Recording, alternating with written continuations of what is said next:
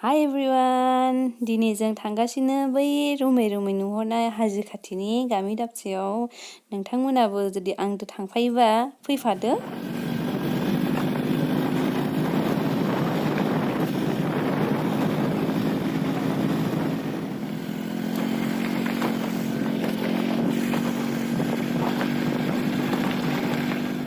मोनफैबाय दायो एकदम हाजो खाथिनि गामि दाबसेयाव दिमासांगा मा नाम नोंहा?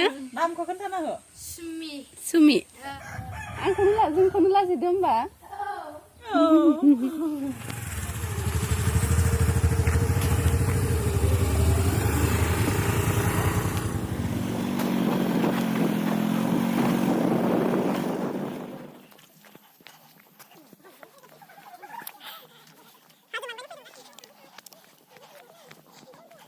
नायनो फैदों नालाय जों दा जायगाखौ सिनाया नालाय दहाय हाबनाय आलासि नानिखौ जों लानानै फैबाय।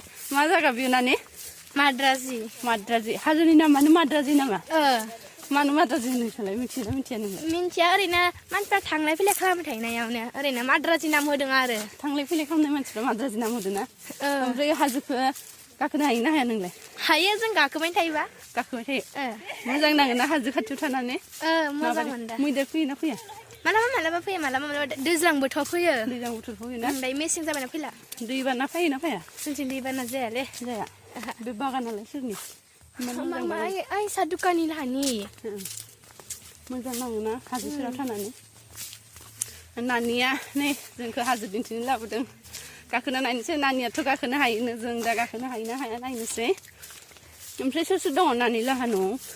बाबा मामा ओमफ्राय आब' ओमफ्राय आं। फरायनांगौ मोजाङै। जोंहा साथामबो फरायो। साथामबो फरायोना? मोजाङै फराय। दैनि खस्थ' जायो नामा नोंसोर?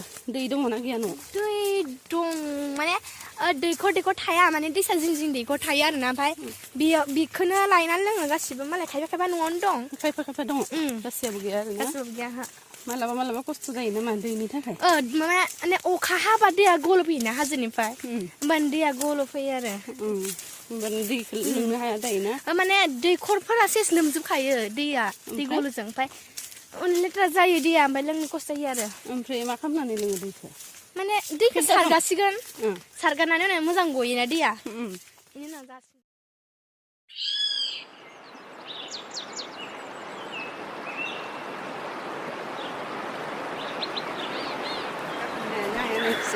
नानिया मालाय सिगांसिन थांग्रोदों।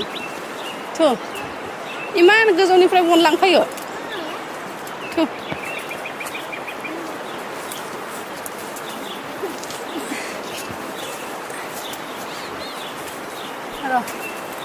ओइ बन लाबोदो दे।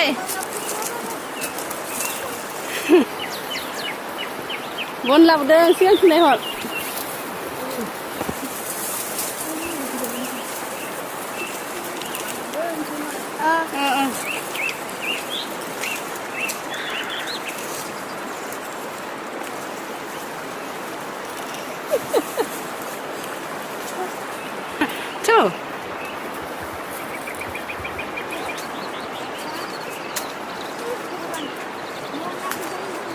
मैदेर खिबो दङ माथो।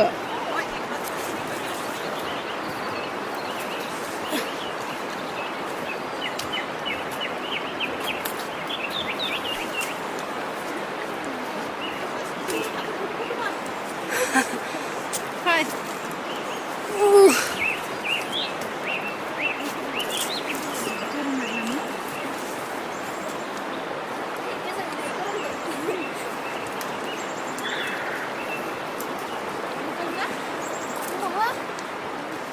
नों मेङाखै नामा नानि? जों माथो हाया मोनबायलै माथो।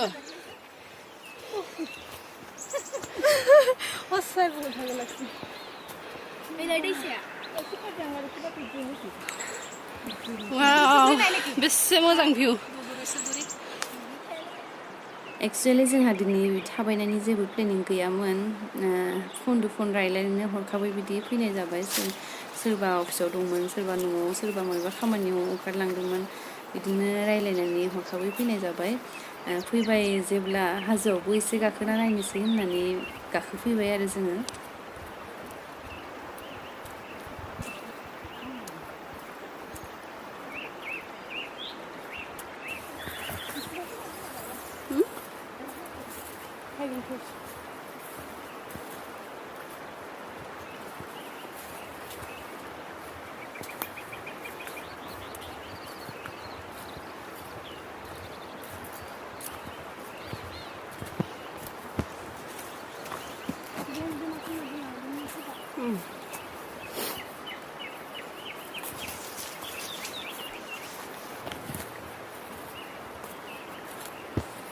फायदो खोनादो सोर जमा खालामदो दे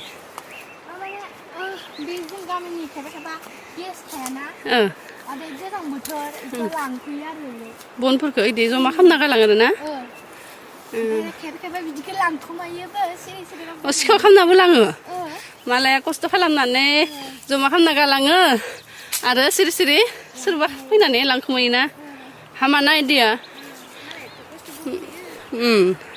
खस्थ' खालामनानै गालांनाय बुस्थुखौ बिदि खावनो मोना ना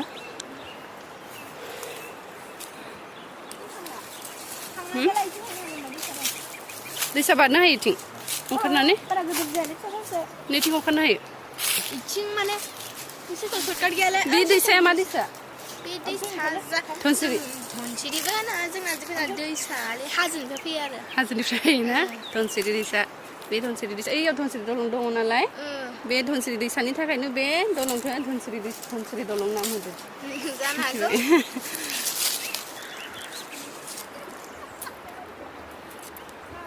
बेखिनियाव एसे खालि जायगा दंमोन ओमफ्राय बेयावनो दसे फट' सट' लाबाय ओमफ्राय बेनिफ्राय सिगांथिं आरो थाङासै आरो जोङो जाबाय नालाय खैथा जाखो टाइमा दा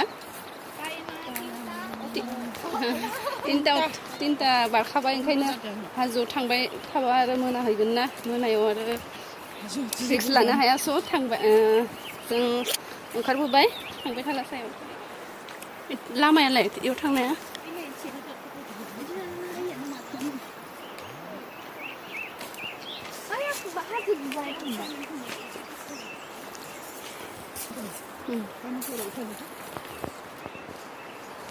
ओंखारनोनो गिलायलाङो माथोलाय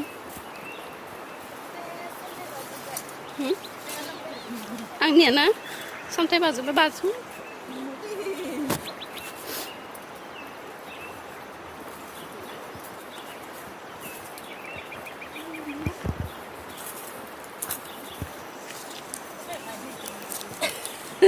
मैदेर खिबो दङ नै मैदेर फैखोमा हराव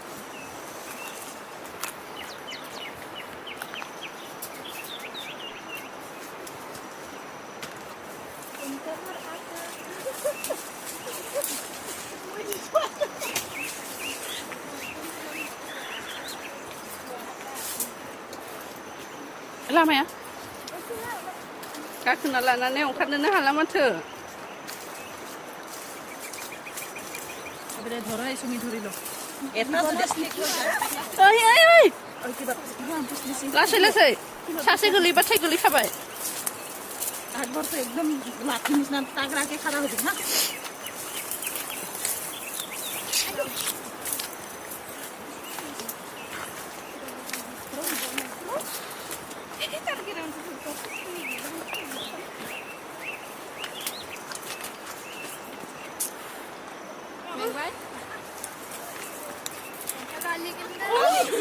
सुमी पकड़ो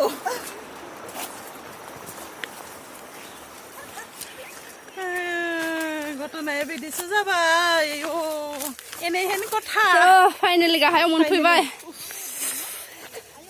फैदो फैदो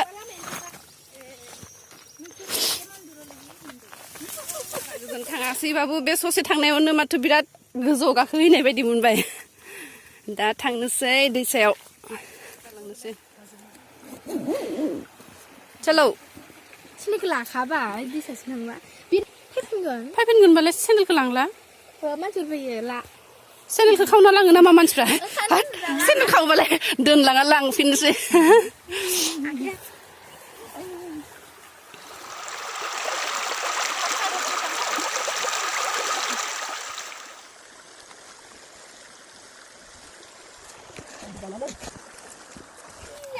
हालालै दैथिं थाबायदों जि बरिया जायगाखा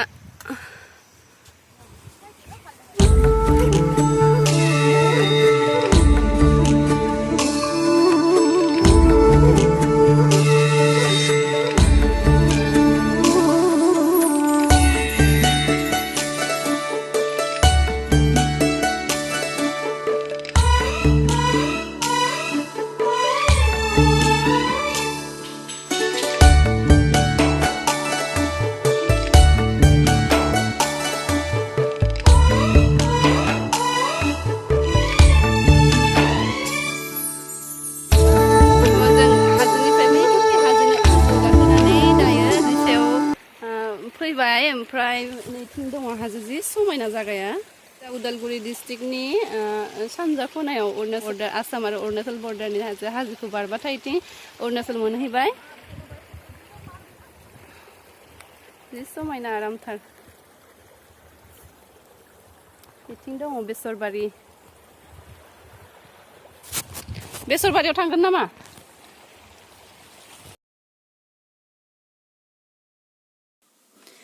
बेसरबारियाव थांनो थाखाय जोङो बारनांगोन दैसाखौ ओमफ्राय भिडिअखौ आं बारा गोलाव खालामबाय थाला बेसरबारियाव थांनानैनो फोजोबखानोसै ओमफ्राय नोंथांमोना आंनि भिडिअखौ नायनानै माबायदि मोनदों कमेन्ट बक्सआव खोन्थाहरदो ओमफ्राय सोरबाफोर आंनि चेनेलाव गोदानबा प्लिज साबस्क्राइब खालाम लोगोसे खाथियावनो थानाय बेल आइकनखौ अल खालामना हो दैसा बारनानै मोनफैबाय दायो बेसरबारियाव ओमफ्राय भिडिअखौ एसेयावनो दोनथ'नोसै स' थेंक इउ स' माच गाइस आंनि भिडिअखौ जोबजासिम नायनायनि थाखाय बाय बाय